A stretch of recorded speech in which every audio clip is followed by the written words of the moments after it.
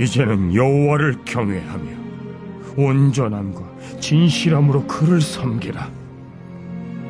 너희의 조상들이 강 저쪽과 애굽에서 섬기던 신들을 치워버리고 여호와만 섬기라.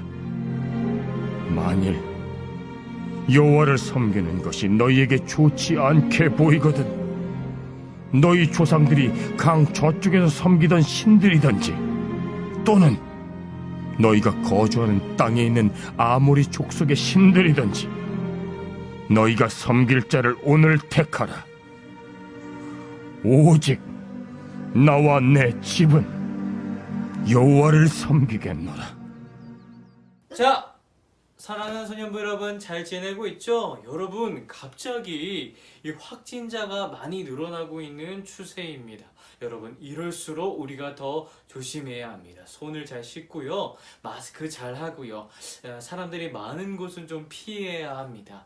여러분, 우리 전도사님은 저는 여러분들을 위해서, 여러분들의 건강을 위해서 아주 간절히 기도하고 있습니다. 우리 건강한 모습으로 만났으면 좋겠습니다. 우리 이런 상황에 있음에도 불구하고 말씀을 사모하는 소년부가 됩시다. 우리 말씀 속으로 들어가겠습니다.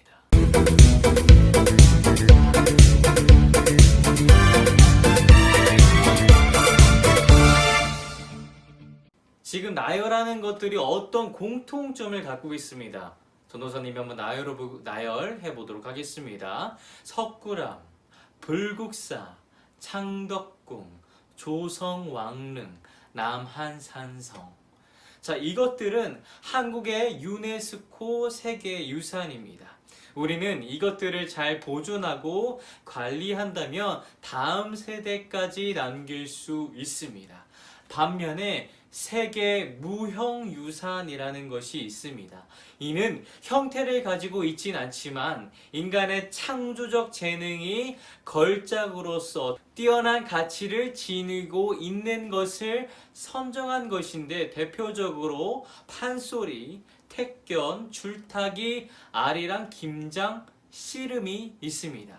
이런 것들은 잘 보존하고 관리도 해야 하지만 더 중요한 것은 후손 누군가가 이 전통을 이어가야 다음 세대까지 이어갈 수 있다라는 사실입니다. 여러분, 신앙도 마찬가지입니다.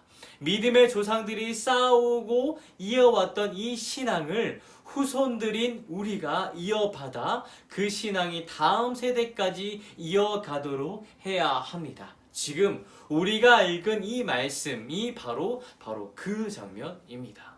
여호수아는 세겜이라는 곳에 이스라엘 백성들을 부릅니다. 여기서 이 세겜이라는 곳은 이스라엘이 세계문화유산으로 지정해도 될 만큼 신앙적으로 아주 의미가 있는 장소입니다. 이곳은 자신의 믿음의 조상인 아브라함이 가나안 땅에 처음 들어와 예배했던 곳이고, 야곱이 이 땅을 샀고 제단을 쌓은 곳입니다.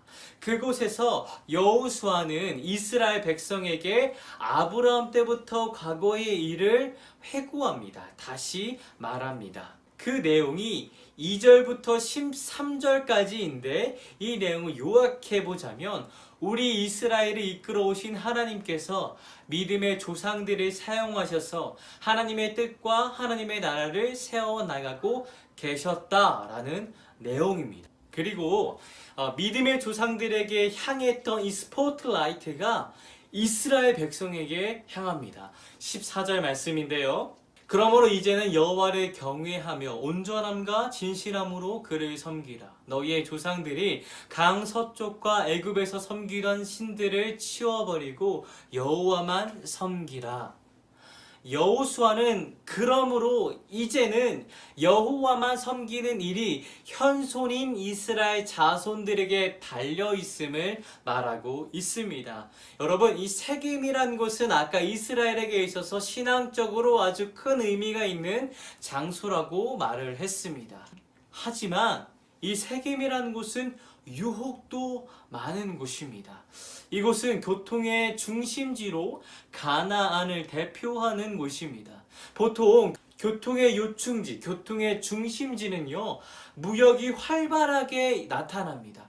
그러다 보니까 다른 도시에 비해 신문물, 새로운 문명들이 빨리 들어오면서 여러 가지 우상들도 함께 빨리 들어왔습니다. 그러다 보니 이런 우상들이 가득한 환경 속에서 하나님 외에 다른 우상들이 이스라엘에 이미 들어와 있었습니다. 여호수아는 이스라엘의 이중적인 모습을 알았고 우상이 가득한 환경 속에서 우상들을 치워버리고 오직 여호와 하나님만을 섬기라고 말을 하고 있는 것이죠. 자, 그리고 하나님을 섬기는 데 있어서 어떤 마음을 가져야 하는지도 여호수아가 함께 말하고 있습니다. 그중 가장 먼저는 경외함입니다. 이 경외하다는 두려워하다인데요. 이것은 무서운 존재에 대한 공포감이 아니라 하나님의 능력과 또 하나님의 위대하심을 인정하는 사람이 갖는 존경심입니다. 다시 말하자면 이 경외하다라는 것은 존경하는 마음으로 삼과 조심해야 한다는 의미가 담겨 있습니다.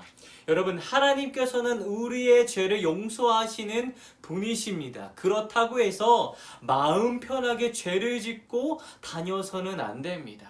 예언자 시대에 이스라엘은 이런 모습이 아주 많았습니다. 자신들은 선택받은 민족이니까 하나님께서는 우리를 절대 버리지 않으실 거라고 말하면서 우상을 멋대로 섬기는 모습이 아주 많았습니다. 그들은 사랑의 하나님은 기억했지만 하나님에 대한 경외심은 잊어버린 지 오래였습니다. 여호수아가 이스라엘 백성에게 전하는 또 다른 마음이 있는데 그 마음은 온전함과 진실함입니다. 다른 번역본 성경을 보면 이는 성실함과 진실함이라고 기록하고 있습니다. 이 마음은 거짓이 없고 참된 성품을 말합니다.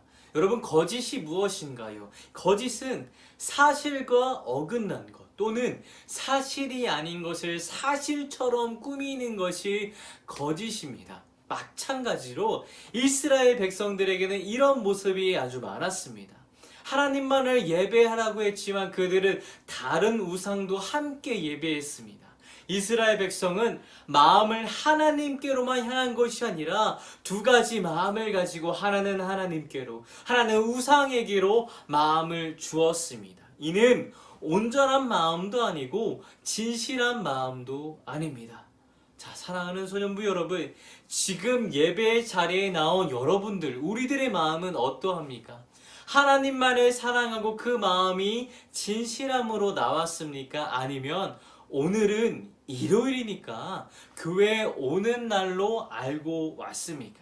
여러분, 우리는 여호수아의 결단을 본받아야 합니다. 15절 말씀인데요. 함께 읽어보도록 하겠습니다. 만일 여호와를 섬기는 것이 너희에게 좋지 않게 보이거든 너희 조상들이 강 저쪽에서 섬기던 신들이든지 또는 너희가 거주하는 땅에 있는 아모리 족속의 신들이든지 너희가 섬길 자를 오늘 택하라. 오직 나와 내 집은 여호와를 섬기겠노라 하니.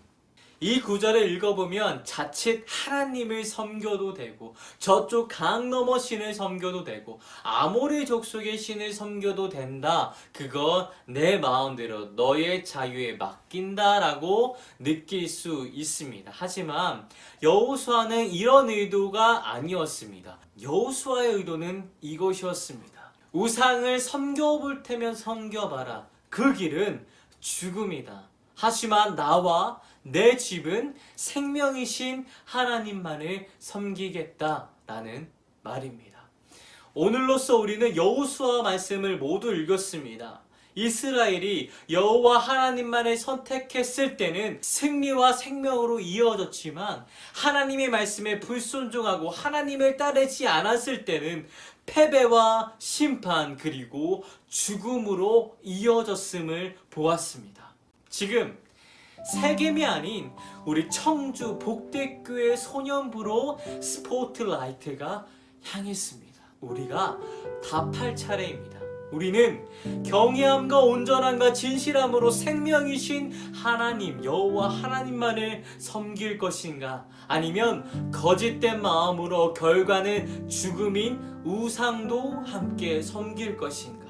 여호수아처럼 오직 하나님만을 섬기는 소년부가 되어 하나님께서 임명하시는 하나님의 무형문화재로 거듭나 신앙을 이어나가는 주의 자녀가 되기를 전도사님이 항상 기도하고 응원합니다.